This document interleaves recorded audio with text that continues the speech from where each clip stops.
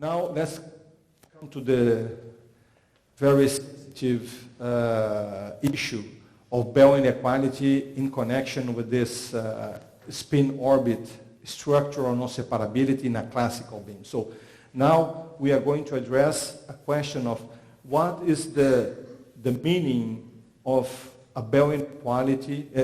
First of all, can we formulate something that looks like a Bell inequality to characterize classical separability between 2 degrees of freedom of a classical laser beam? And then the second, if we can, what does it mean to violate this inequality? What's the meaning of it? What's the physical meaning of violating this inequality? So let's just recall what is the idea of the Bell inequality. Suppose that you have 2 spin half particles, okay, and that are characterized by these Pauli operators here, sigma A, whose eigenvalues are plus or minus 1, and sigma B, eigenvalues plus or minus 1. They can have different orientations, theta and phi, where the rotated Pauli operator is defined like this: cosinus alpha, cosinus of the angle, times sigma z, sinus of the angle, times sigma x. So we can have different kinds of Pauli operators here. So this is the definition of sigma z and sigma x, okay? And as you make remote measurements on the measurements of the spin of the particles remotely, okay, we can orient this, for example, Stern-Gerlach, if we are talking about the spin of magnetic particle, or if we are talking about the polarization of the photon, we can have different orientations for the polarizers, for example. And so we have these kind of correlations here that we can measure, and this M quantity is the expectation value of the product of sigma A at orientation theta by sigma B at orientation phi. And actually, this expectation value is just the difference between the probabilities of having both particles with the same sign of the spin minus both minus the particles with opposite sign of the spin. Okay, so this is the quantity M. We plug in into this quantity S here, which involves the M with different orientations of the polarizers, and then this gives you, how can I say, a criterion to try to certify, okay, whether the state that you had between the 2 spins was entangled or not. Okay, so it has the work of a witness. It can show you, for example, if this quantity S is larger than 2, okay, then you know that the 2 states, the 2 particles were, if they were photons, they were polarization entangled or spin entangled, okay? If it surpasses the value 2, if it's less than 2, then they may be entangled or not. You don't know, okay? But if it's larger than 2, then you are sure that they are entangled. They were entangled, okay? At the same time, this has a different point of view, is that if the outcomes of the measurement is ruled by some classical probabilistic theory, then you can show that you will never surpass this value of 2. So this has long been considered as borderline between classical and quantum theory. So, for example, no classical probabilistic theory could explain measurements, remote measurements on spin particles that surpasses the value S, the value 2 for the quantity S. Okay, so there are two roles for the Bell inequality here. One is I want to decide whether the measurement outcomes are ruled by classical probabilities or not. And then, okay, if S is larger than 2, no classical probability. Okay, this is one. The other role of the Bell inequality here is the following: is I don't ask the question whether nature is classical or quantum. It's quantum and end of it. But I want to know, I want to certify whether the state of the two particles was entangled or not. So is the entanglement witness role played by the quantities? And that's the role that will be important for us in the classical regime. Okay, not the first one. So let's show that we can somehow adapt the same mathematical structure that takes us to the Bell inequality in quantum mechanics. We can have this also when talking about the polarization and transverse mode of a classical laser beam. Okay, so I told you yesterday that we can, for example, make a general superposition of first order horizontal and vertical Hermite-Gaussian modes combined with horizontal and vertical polarization modes. And also I can define rotated bases in the polarization degree of freedom. Okay, so these are rotated bases for the polarization that I can physically implement these rotations with wave plates, for example. And I can also define rotated bases for the orbital part or for the transverse mode part, which I can implement with the Dove prism. So with the Dove prism, I can rotate the transverse mode part and wave plates the polarization part. Okay? So then this is the device. Now, if suppose, I explained to you yesterday this interferometer here. Remember that without all this stuff before the interferometer, it would sort HH and VV modes to one port and HV and VH modes to the other port. So here this HH, for example, is horizontal, polarized with horizontal Hermite-Gaussian and so on. Okay? So HH and VV would go this way, HV and VH would go this way. If I precede these interferometers with a wave plate and a Dove prism that I can independently rotate, I will exactly make, the intensity difference here will be exactly the quantities that are formally equivalent to the quantity M that we measure in the Bell inequality setup. Exactly the same. Okay? Now here, the role of the probabilities is being played by the intensities. So the energy flow of the beams. Okay?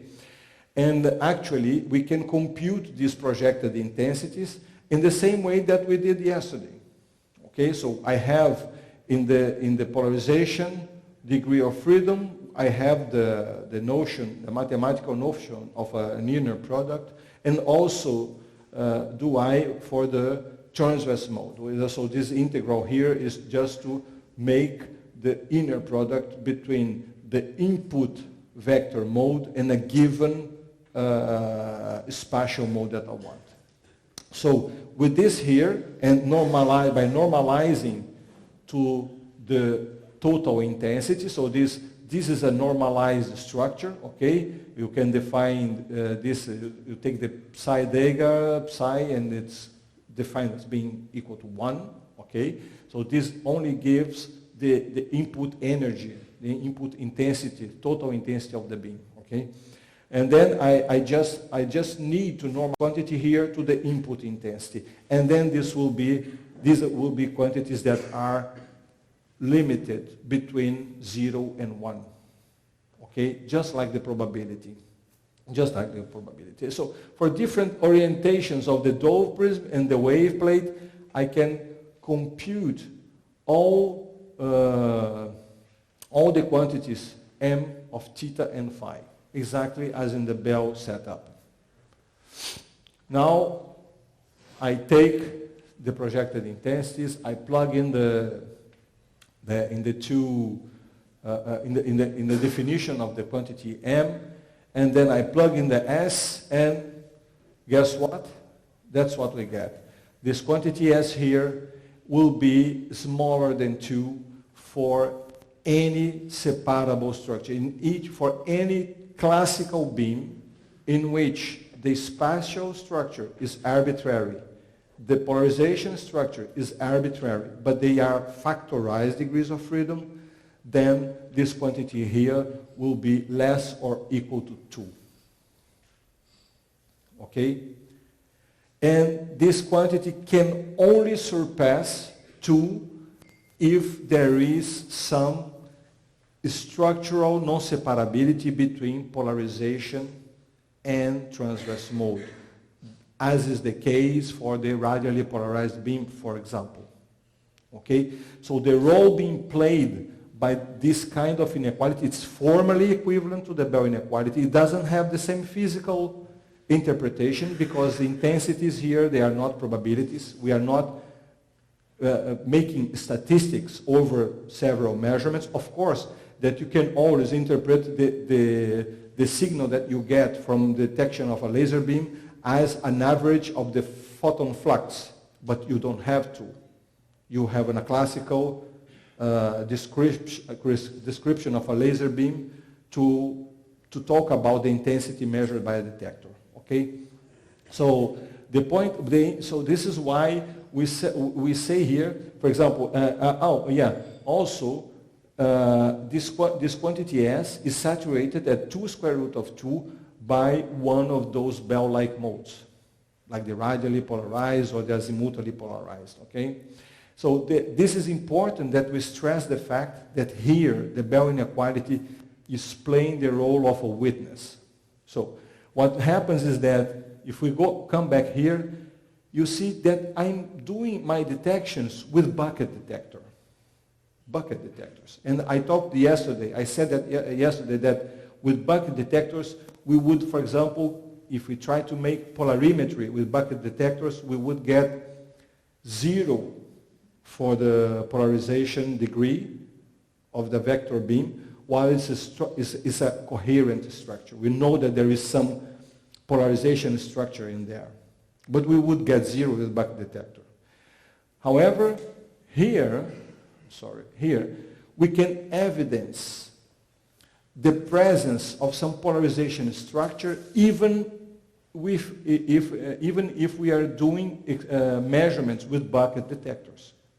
So you can make evident the presence of a polarization structure without needing to go into the details of the spatial variation along the wavefront of the beam. Okay? So this is of a witness. So it's something that can testify that the state is entangled even if you don't do the tomography on the state. Okay? So this is very important. This is the role here played by the Bell inequality. So this is it's again quantum information theory providing a language for classical coherence in optics, okay? Especially when we deal with different degrees of freedom of a classical wave field. So this was the experiment, how it looked like. So we had the mask to produce the Hermite-Gaussian mode. So this was an old experiment. It was published in 2010. We had a lot of problems with referees. We submitted in 2009. It took more than 1 year. Fight with the referees. And okay, let's leave the sad story back. So this is the mask to produce a mid-Gaussian mode, and in this interferometer here, we could generate the non-separable beam. Okay, this output port of the interferometer was just used to check alignment, that we had a good alignment to optimize the alignment here because it was really very critical.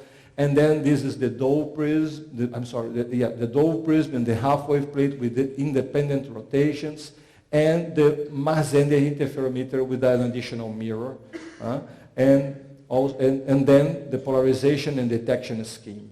So with that we could evidence that the non-separable beam had an S value that surpassed S equal to 2. At that time we had a light violation. It was safely within the limits given by the uncertainty of our experiments, but we improved recently with Marcelo Passos. Please raise.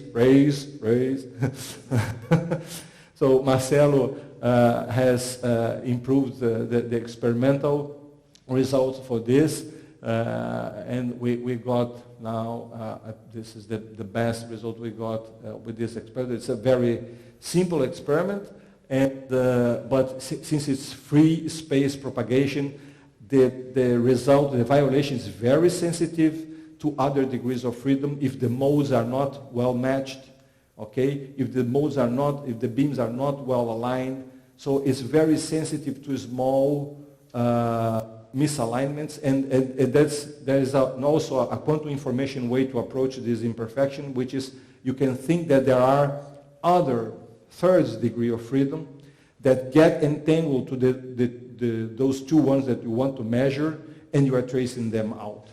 Okay? So as you trace them out, you lose coherence, you lose entanglement. Okay? So this is why it's difficult to really reach the theoretical value. Okay? Some people has done it with classical waves in microwave cavities. Okay? With microwave cavities, you can reach something like 2.8 or 2.79999. But then you are inside a cavity, you have the cavity boundary conditions, the constraints, and so on that makes it gives you less degree of freedom.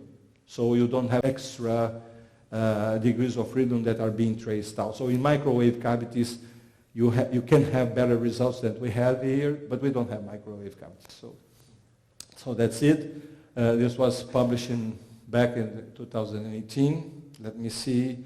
How much time do I have? Half an hour. Okay. So, then comes a problem. So we have just said, okay,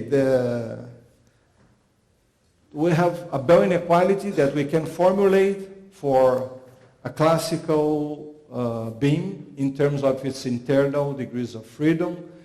And I showed you what is the role, what's the meaning of violating this Bell inequality. But after all, there is a question that has to be somehow discussed.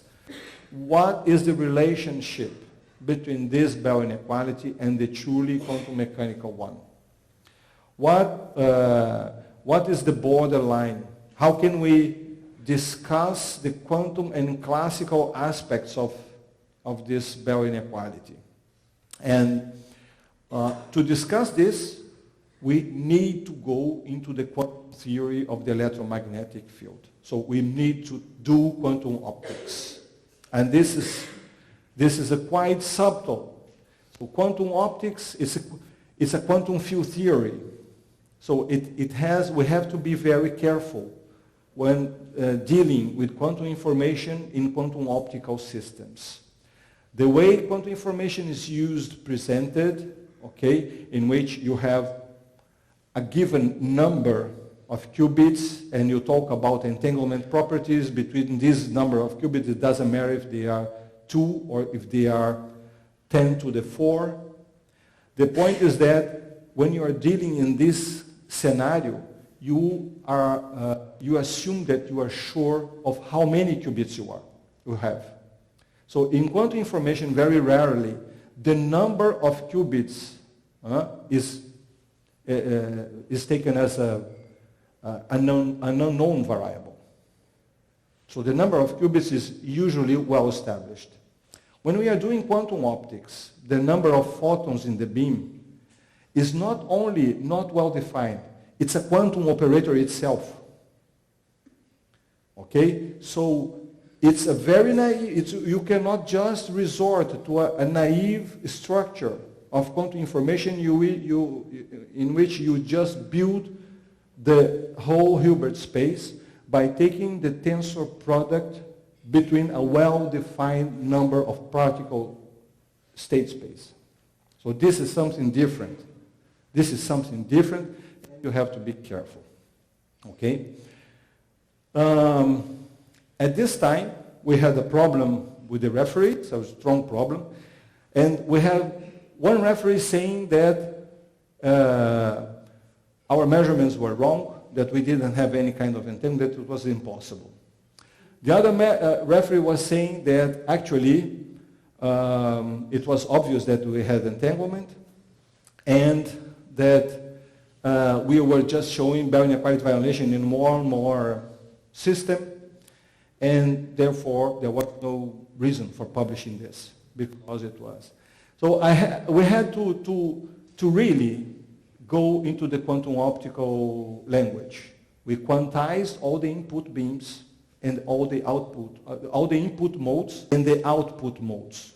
And since we were dealing with coherent states, okay, because a laser beam in the quantum theory is described by a coherent state, I could show from the theoretical point of view that a product of coherent states between HH and VV mode would violate the Bell inequality. So I told them, if you insist in saying that this is something quantum mechanical, you will have to live with the fact that it's being violated with a product state, which is impossible. So we will have to be careful. And we did all the calculations, and then they gave up, okay, because they could not show that it was wrong. So I have to go into the quantum optical language here, and decided, so since it's a school, I decided to do it from the top, okay? So I will present you, for those who are not acquainted to quantum optics and quantization of the electromagnetic field, I will just follow the same steps, okay, the main steps, and discuss on the next lecture discuss what is the meaning of this Bell inequality when we quantize the input and output modes of the experiment. So I start with the electromagnetic modes as harmonic oscillators. This is how we start quantization of the electromagnetic field. We go back again to the wave equation, but now for the vector potential in the Lorentz gauge. Okay, we assume that we are in free space in the absence of free charges and free currents, so the scalar potential be assumed to be 0.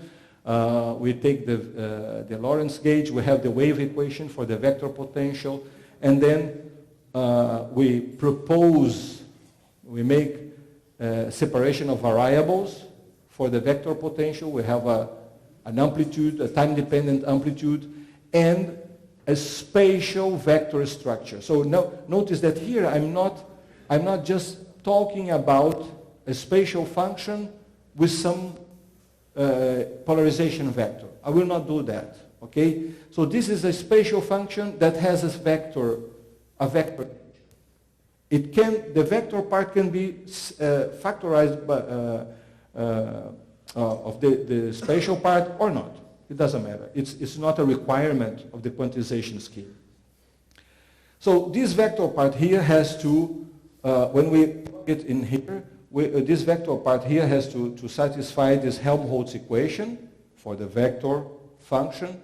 And we have this harmonic oscillator equation for the time-dependent amplitude part. And the omega is, so this is the dispersion relation that is fixed by the separation constant.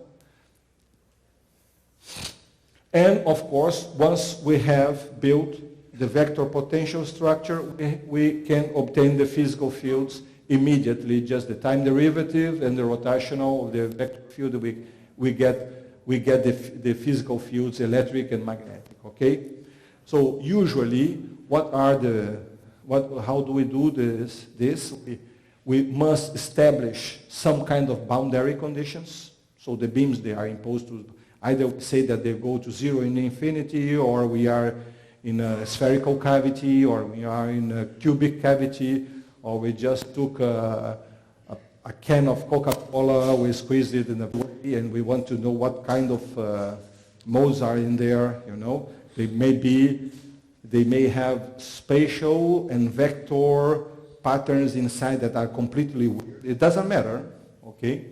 So the fact is that once you have the wave equation and you impose the boundary conditions, naturally the vector, spatial vector part will, you will be able to establish a convenient mode decomposition that is adapted to the boundary conditions that you imposed. And this mode structure must have this property here. It has to be orthonormal, and it has also to be complete. Here, there is no quantization. No quantization. This is just linear algebra of vector functions, spatial functions, okay, in R3. So then, of course, as I said, we must elect a family of modes, and these can be different ones. So what we get usually in textbooks is the plane wave.